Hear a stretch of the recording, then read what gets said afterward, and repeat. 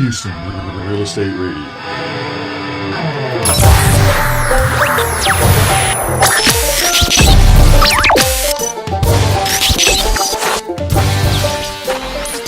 Welcome to Houston Real Estate Radio. I'm your host, Shannon Register, and we are broadcasting on AM 700 KSCV, the voice of Texas. And we're your voice for Texas news and real estate information that you can use. We're coming to you from the RREA.com studio over in Spring, Texas, and you can join us here every Sunday from 2 to 3 p.m. for all the latest in news and information having to do with real estate. And if you're a homeowner, you're going to be very interested in hearing from our guest today. We're going to be talking with our Harris County Tax Assessor Collector later in the show. But first, we're going to talk with Jim Robinson from the Tax Appraisal Office and find out how Harris County is coming up with our property taxes. So it's going to be very interesting. If you're driving and you can't take any notes or want to find out more, you can go to our website at rrea.com/radio. And there you can also watch videos of the segments that we produce. So welcome to the show. Hi, Shannon. Glad to be here. You know, it's very interesting. Just the whole tax appraisal district. It's kind of a mystery to a lot of people. You know, they get their taxes in the mail, but they don't know a whole lot about it. Tell us what you do. Well, the appraisal district, there's one set up for each county in the state. And the job of the appraisal district is to appraise all taxable property at its January 1st market value. And that really is not for the purpose of setting how much tax somebody's going to pay, but it's to allocate the tax burden. And the theory being that if all property is properly appraised at what it was worth, what it would sell for, then the burden is, fairly distributed among property owners, and nobody pays more or less than his or her fair share. So that's what we do. We both appraise that property for tax purposes. We also are charged not with deciding what kinds of exemptions that a given county or city or school district gives, but once they've decided they're going to give an exemption, then to determine who's eligible for that exemption. And what are the various exemptions out there? I think most people know about the homestead exemption. What others are there? Well, the residence homestead is the most important. Harris County, for example, the county itself gives a 20% homestead exemption, and they give much larger exemptions then for over 65 people or for people who are disabled.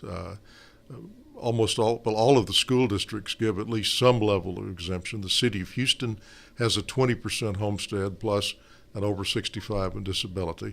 Really, we've got over 500 different taxing jurisdictions in this county, more than 300 utility districts, for example, all of which levy a tax. So depending on what combination a person lives in, everybody's going to be in the county, everybody's going to be in a school district. You might be in a community college district, you might be in a MUD, you might not be. Everybody's in the Port of Houston Authority, everybody's in flood control. So what we do, we aggregate, we look at all of the exemptions that each of those entities that you're located in give, and then once the person has qualified by filing the application, then we grant that exemption, and you automatically then receive whatever each of those jurisdictions has allowed. A lot of times, I know when we resell houses, well, really any house, when you're selling a house, you give the new buyers their homestead exemption paperwork at closing, and a lot of them just set all that aside and forget about it. If you don't know whether you have actually filed your homestead exemption or not, how could you find out? How would you know? Well, it's pretty easy to check. You can go on to the Harris County Appraisal District's website, which is www.hcad, the initials for Harris County Appraisal District.org, and we have the ability to search the records. You can look up either by owner's name or you can look up by property address, and that will show what the current value is of that property. It also will list what exemptions are on the property. Now, you mentioned about resale homes. If you buy a house and the owner already has a homestead exemption on it, the new owner gets to keep that for the rest of that year. But then they've got to requalify themselves the following year. What the law says is to be eligible for the homestead exemption, you have to own the property on January 1st. You have to occupy it as your principal place of residence, and you can't claim a homestead anywhere else, not only in Texas, but anywhere else in the United States. Oh, well, so you really can only have one. You can only have one. Well, and how do you assess the values of properties? Because I know sometimes, there are a lot of consumers out there who feel like they're overtaxed. They feel like their property taxes are too high. How do you assess those values? How do you come up with those? Well, we look at the market itself. It's the market that determines, what the appraisal is going to be. We've divided for residential purposes. And of course, residential property is not the only kind of property that's taxable. Industrial property, utilities, business personal property, which would be, for example, the inventory and Macy's, all those things are taxable as well. But for residential property, we've divided Harris County into well over 1,000 what we call valuation neighborhoods. And a valuation neighborhood is an area where the properties are pretty much comparable. They have the same general amenities, usually the same schools. They're in the same jurisdictions. And we look at the sales that occur that are close to the January 1st assessment date that have occurred in that valuation neighborhood. And then we compare what those properties sold for to what properties that didn't sell that are comparable sold for. I think that's really interesting because a lot of buyers don't realize that they may be looking at houses in 3 or 4 different neighborhoods and trying to narrow it down. And I think that taxes is one thing that you really need to look at because it can vary in very close neighborhoods. Well, yeah, it can vary considerably, and this is particularly true in utility districts. There's some utility districts that have quite high tax rates. There's others that are, say it's a mature utility district that's been around for a long time. It typically was going to have a low rate because they've paid their bonds off that they used to put in the streets and the utilities and so forth. So yeah, that is an important thing to look at. And since there are over 500 different jurisdictions, and everybody, as I said, is going to be in some combination of those, so it would be well to look at the rates. And we don't set the rates. The rates are set by the elected governing bodies of each of those entities. And a lot of people decide that they want to protest their taxes. They get them, they feel like they're too high. And I know that there are a lot of companies out there that you can use to help you protest your taxes. How do you feel about those? What do you think about those companies? Well, I think that the majority of them seek to do a good job for their clients, but I think the thing that people ought to take into consideration before they decide to use a tax consultant or a tax agent is that usually those companies charge a 50% contingency fee.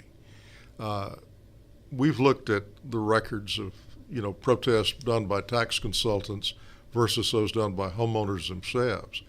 Consultants really on average don't do any better than the homeowner does. In fact, in many cases, the homeowner has better results because they know more about their property than the consultant. And since the consultant charges usually that 50% fee, they've got to get twice the reduction that the homeowner might get for the homeowner to come out even. Sure, yeah. I think a lot of people probably don't realize that. I think a lot of people don't know the process on how to go in and fight the taxes, and it's a hassle. They have to take off work and go do it, so it's just easier to hire a company to do it. What is the process? I mean, if you want to do it, can you walk us through the steps on how to protest our taxes? Oh, sure. And of course, now remember, it's, a lot of people come down and they'll say, hey, there's nothing wrong with my value. I'm here, my taxes are too high. And there's really nothing we can do about it if the taxes are too high, because remember, there's 2 components to that. One is the value. The other is the rates that all those different jurisdictions have set, which we have no say-so over whatsoever. But let's assume that, for sake of illustration, that you have a home and we've overappraised it. We sent out the notice and you look and maybe you just bought it 6 months ago and you paid way less than we have it appraised for. Okay, we'll send you your notice of appraised value. Those typically go in the mail in early April. And a lot of people, if they're going to file a protest, use what we call the iFile system. We were the first appraisal office in the United States to give people the ability to protest online. On that notice of appraised value, there, in addition to the account number, there's a unique iFile number that's printed, and that really is your individual password for that year. And you can go to the Harris County Appraisal District website, Go to the area that's for records, enter your account number, and then enter the iFile number, and that gives you the ability to, if you wish to do so, to file a protest online. You can fill out a form online that indicates the things that you think that we need to know about your property that would make you and us believe it's not worth what we've appraised it for. And if we agree with that particular documentation that you presented, we'll send you an email back in a relatively short period of time, telling you, yeah, we've agreed. We've either accepted the value that you've proposed, or we'll suggest a value. If we don't think we can make a reduction, we'll let you know by email. But you still have your opportunity for a hearing before the Appraisal Review Board. Now, the Appraisal Review Board is a separate body from the Appraisal District. The hearings are done at our offices, but the Appraisal Review Board, it has 175 citizen members. We don't even appoint them. They're appointed by the district judges in Harris County. They serve 2-year terms, a maximum of 3 2-year terms.